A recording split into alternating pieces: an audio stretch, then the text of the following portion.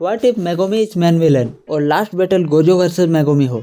तो इससे पहले कि तुम मुझे पागल समझ के वीडियो स्किप कर दो, थोड़ा सा रुक जाओ, सुन लो मेरा बात।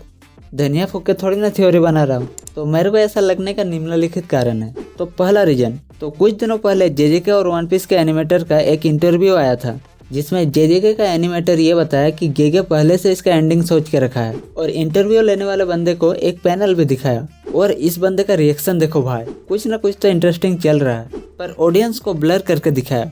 कर दिया ना जापानीज वाला हरकत, पर फैंस को इस ब्लर इमेज में भी गोजो दिख गया शायद।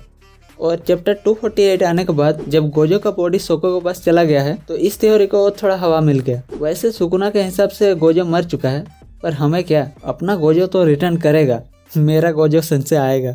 पर एक मिनट, आके करेगा क्या?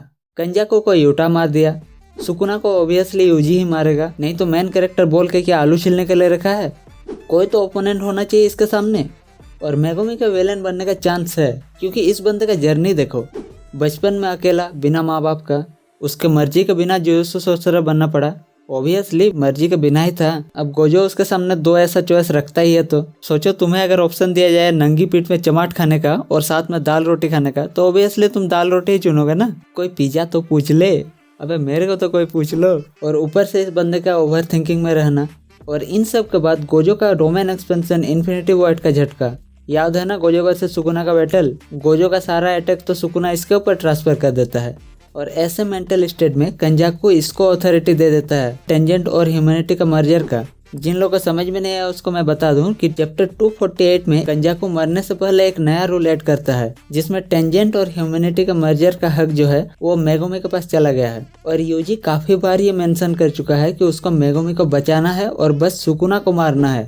और ऐसे में सोचो कि वो बच गया और बस सुकुना मारा गया, तो उसका दिमाग तो भाई हड़का हुआ रहेगा। इन्फिनिटी वॉइड का झटका जो सहा है, ऐसे में वो डिसीजन ले भी सकता है कि चलो मर्ज कर दिया जाए, और तब जाके गोजो रिटर्न करेगा और इसके सामने खड़ा होगा। 6 आई वर्सेस 10 शैडो टेक्निक का हिस्टोरिकल बैटल फिर से, और इमोशनल कनेक्शन भी तो है इन दोनों का।